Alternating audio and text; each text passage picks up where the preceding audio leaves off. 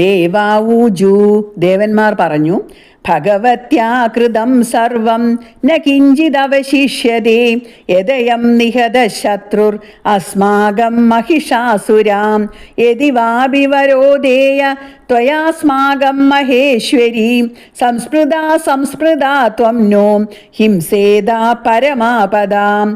ഭഗവത്യാകൃതം സർവം ന കിഞ്ചിത് അവശിഷ്യതേ യദയം നിഹത ശത്രുർ അസ്മാകം മഹിഷാസുര യദി വാപി വരോധേയ ത്വയാസ്മാകം മഹേശ്വരി സംസ്മൃതാ ത്വം നോ ഹിംസേദ പരമാപദ.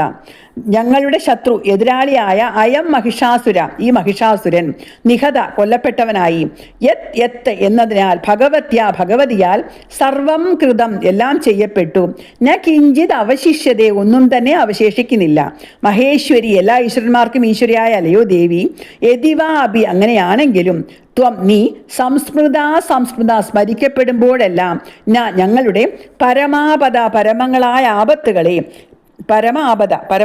ആപത്തുകളെ ഹിംസേത നശിപ്പിക്കണം എന്ന വരം ത്വയ നിന്നാൽ അസ്മാകം ദേയ ഞങ്ങൾക്ക് നൽകേണ്ടതാണ്. ദേവന്മാർ പറഞ്ഞു, ഞങ്ങളുടെ ശത്രുവായ ഈ മഹിഷാസുരൻ കൊല്ലപ്പെട്ടതിനാൽ നീ ഞങ്ങൾക്ക് വേണ്ടതെല്ലാം ചെയ്തു കഴിഞ്ഞിരിക്കുന്നു, ചെയ്യേണ്ടതായി ഇനി ഒന്നും തന്നെ ശേഷിക്കുന്നില്ല. അങ്ങനെയാണെങ്കിലും അല്ലയോ മഹേശ്വരി, സ്മരിക്കുമ്പോഴെല്ലാം നീ ഞങ്ങളുടെ ആപത്തുകളെ നശിപ്പിക്കണം, ഈ വരം ഞങ്ങൾക്ക് നൽകണമേ. യശ്ചമർത്യാസ്തവേരേഭിർ ത്വാം സ്തോഷ്യത്തമലാനനീം തസ്യ വിദ്ധർത്ഥി വിഭവൈർ ധനധാരാദി സമ്പദാം വൃദ്ധയേ സ്മത് പ്രസന്നാത്വം ഭവേദാ സർവദാംബികേ. യശ്ചമർത്യസ്തവേരേഭിർ ത്വാം സ്തോഷ്യത്തി അമലാനനേ തസ്യ വിത്തർത്ഥി വിഭവൈർ ധനധാരാദി സമ്പദാം വൃദ്ധയേ സ്മത് പ്രസന്നാത്വം ഭവേദ സർവദാംബികേ. അമലാനനെ അംബികെ, നിർമ്മലമായ മുഖമുള്ള അല്ലെങ്കിൽ പ്രസന്നയായ അലയോ അമ്മേ, യമർത്യാച്ച ഏതൊരു മനുഷ്യൻ ഏഭിസ്തവേ ഈ സ്തവങ്ങളാൽ ത്വാം സ്തോഷ്യതി നിന്നെ സ്തുതിക്കുന്നുവോ, അസ്മത് പ്രസന്നാത്വം ഞങ്ങളിൽ പ്രസാദിച്ചവളായ നീ തസ്യ അവന് വിദ്ധർത്ഥി വിഭവേ ജ്ഞാനം സമൃദ്ധി വിഭവങ്ങൾ എന്നിവയോട് കൂടിയ ധനധാരാദി സമ്പദാം ധനം ധാരങ്ങൾ തുടങ്ങിയ സമ്പത്തുകളുടെ വൃദ്ധിക്കായിക്കൊണ്ട് സർവദാ ഭവേദ എല്ലായ്പ്പോഴും ഭവിച്ചാലും പ്രസന്നവദനയായ അല്ലയോ അമ്മേ, ഈ സ്തവങ്ങളാൽ നിന്നെ സ്തുതിക്കുന്ന മനുഷ്യന് ഞങ്ങളിൽ പ്രസാദിച്ച നീ വിത്തർത്ഥി വിഭവങ്ങളോട് കൂടിയ ധനധാരാദി സമ്പത്തുകളുടെ വൃദ്ധിക്കായിട്ട് എല്ലായ്പ്പോഴും ഭവിച്ചാലും. അപ്പൊ സ്തോത്രാവസാനത്തിൽ ഇനി എന്താണ് വേണ്ടതെന്ന ദേവിയുടെ ചോദ്യത്തിന് ഉത്തരമെന്നോണം ദേവന്മാർ മനുഷ്യർക്ക് വേണ്ടി ദേവിയോട് അപേക്ഷിക്കുകയാണ്. ഈ സ്തോത്രം കൊണ്ട് ദേവിയെ സ്തുതിക്കുന്നവർക്ക് വിത്തർത്ഥി വിഭവങ്ങൾക്കും ധനധാരാദി സമ്പത്തുകൾക്കും വർധനമുണ്ടാവാനായിട്ട് അനുഗ്രഹിക്കണമേ എന്നാണ് അപേക്ഷ. വിത്തം എന്നതിന് ധനമെന്നും ജ്ഞാനമെന്നും അർത്ഥമുണ്ട്. വിത്തത്തിന്റെ വൃദ്ധി ജ്ഞാനവർദ്ധനയും ധനവർദ്ധനയും ആകാം.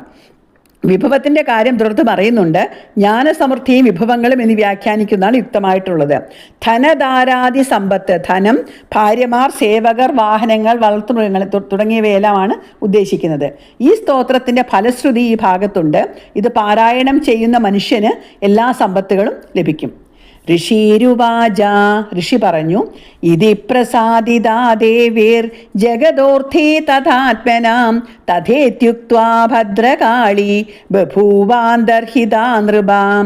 ഇതി പ്രസാദിതാ ദേവർ ജഗദോർത്ഥേ തഥാത്മനാം തഥേത്യുക്ത്വാ ഭദ്രകാളി ബഭൂവാന്തർഹിതാ നൃപ. നൃപാലയോ രാജാവേ, ഇതി ദേവേ ഇപ്രകാരം ദേവന്മാരാൽ ജഗത്തിൻ്റെയും തഥാ അപ്രകാരം ആത്മനാർത്ഥേ തങ്ങളുടെ കാര്യത്തിനായി പ്രസാദിപ്പിക്കപ്പെട്ട ഭദ്രകാളി ദേവി തഥാ ഇതി യുക്തം അങ്ങനെയാകട്ടെ എന്നരുളി ചെയ്തിട്ട് അന്തർഹിത ബഭൂവ അന്തർധാനം ചെയ്തു. സുരത മഹാരാജാവേ, ഇപ്രകാരം ജഗത്തിനു വേണ്ടിയും തങ്ങൾക്ക് വേണ്ടിയും ദേവന്മാരാൽ പ്രസാദിപ്പിക്കപ്പെട്ടവളായ ഭദ്രകാളി ദേവി അങ്ങനെയാകട്ടെ എന്നരുളി ചെയ്തിട്ട് അന്തർധാനം ചെയ്തു. ദേവന്മാർ സ്തോത്രം കൊണ്ട് ദേവിയെ പ്രസാദിപ്പിച്ച് 2 വരങ്ങൾ ആവശ്യപ്പെട്ടു. ഒന്ന്, തങ്ങൾക്കും ജഗത്തിനും വേണ്ടി ആപത്തുണ്ടാകുമ്പോൾ ഞങ്ങൾ നിന്നെ സ്മരിക്കും, അപ്പോൾ ആപത്തുകൾ നശിപ്പിച്ച് അനുഗ്രഹിക്കണമെന്ന്. ഈ സ്തോത്രം കൊണ്ട് നിന്നെ സ്തുതിക്കുന്ന മനുഷ്യർക്ക് വിത്തർത്ഥി വിഭവങ്ങളും ധനധാരാദി സമ്പത്തും വർദ്ധിപ്പിക്കണമെന്ന് രണ്ടാമത്തേത്. 2നും മറുപടിയാണ് അങ്ങനെയാകട്ടെ എന്ന ദേവിയുടെ അരുളപ്പാട്. ഇത്യേതത് കഥിതം ഭൂപാം സംഭൂതാസാ യഥാ പുരാം ദേവീ ദേവശരീരേഭ്യോ ജഗത്രയഹിതൈഷിണി. ഇത്യേതത് കഥിതം ഭൂപ സംഭൂതാസാ യഥാ പുരാം ദേവി ദേവശരീരേഭ്യോ ജഗത്രയഹിതൈഷിണി. ഭൂപ അല്ലയോ രാജാവേ, ജഗത്രയഹിതൈഷിണി ജഗത്രയത്തിന് നന്മ ആഗ്രഹിക്കുന്നവളായ സാദേവി, ആ ദേവി ദേവശരീരേഭ്യ ദേവന്മാരുടെ ശരീരത്തിൽ നിന്ന് യഥാ എപ്രകാരം പുര പണ്ട് സംഭൂത സംഭവിച്ചവളായി ഇതി ഏതത് ഈ കാര്യം കഥിതം പറയപ്പെട്ടു, അല്ലെങ്കിൽ ഞാൻ പറഞ്ഞു. അല്ലയോ രാജാവേ, 3 ലോകത്തിനും നന്മ ആഗ്രഹിക്കുന്ന ആ ദേവി പണ്ട് ദേവശരീരങ്ങളിൽ നിന്നുണ്ടായ ഈ കഥ ഞാൻ അങ്ങയോട് പറഞ്ഞു. ഇങ്ങനെ ദേവി ഉൽപ്പന്നയായ 2 കഥകൾ ഋഷി പറഞ്ഞു. തുടർന്ന് ബാക്കി പറയുന്നു. പുനശ്ച ഗൗരീ ദേഹാത്സാം സമുദ്ഭൂതാ യഥാഭവത് വധായ ദുഷ്ടദൈത്യാനാം തഥാ ശുംഭനിശുംഭയോ രക്ഷണായ ച ലോകാനാം ദേവാനാമുപകാരിണി തച്ഛൃഷ്വമയാഖ്യാതം യഥാവത് കഥയാമി തേ. പുനശ്ച ഗൗരീ ദേഹാത് സാ സമുദ്ഭൂത യഥാഭവത് വധായ ദുഷ്ടദൈത്യാനാം തഥാ ശുംഭനിശുംഭയോ രക്ഷണായ ച ലോകാനാം ദേവാനാം ഉപകാരിണി തച്ഛൃഷ്വ മയാഖ്യാതം യഥാവത് കഥയാമിത്തെ. ദേവാനാം ഉപകാരിണി സ ദേവന്മാർക്ക് ഉപകാരം ചെയ്യുന്നവളായ ആ ദേവി പുനശ്ച വീണ്ടും ദുഷ്ടദൈത്യാനാം ദുഷ്ടന്മാരായ ദൈത്യന്മാരുടെയും തഥ അപ്രകാരം ശുംഭനിശുംഭയോ ശുംഭനിശുംഭന്മാരുടെയും വധായ വധത്തിനായിക്കൊണ്ടും ലോകാനാം രക്ഷണായ ലോകങ്ങളുടെ രക്ഷയ്ക്കായിക്കൊണ്ടും യഥാ ഏതു പ്രകാരം ഗൗരീദേഹാത് ഗൗരിയുടെ ദേഹത്തിൽ നിന്ന് സമുദ്ഭൂത അഭവത് സമുദ്ഭൂതയായി ഭവിച്ചുവോ യഥാവത് ഉണ്ടായതുപോലെ തേ നിനക്ക് അല്ലെങ്കിൽ നിന്നോട് കഥയാമി ഞാൻ പറയാം. മയാ ആഖ്യാതം എന്നാൽ പറയപ്പെട്ടതായ അല്ലെങ്കിൽ ഞാൻ പറയുന്ന തത് ശൃണുഷ്വ അത് ആ കഥയെ നീ കേൾക്കുക. ദേവി ഉൽപ്പന്നയായ മറ്റൊരു കഥ ഋഷി പറയാൻ തുടങ്ങുന്നു.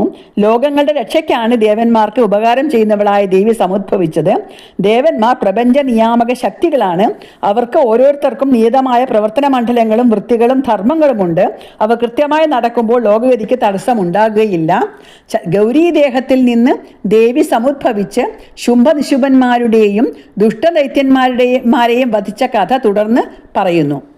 ഇതി ശ്രീമാർക്കണ്ഡേയ പുരാണേ സാവർണികേ മന്വന്തരേ ദേവി മാഹാത്മ്യേ ശക്രാദിസ്തുതിർനാമ ചതുർത്ഥോധ്യായ.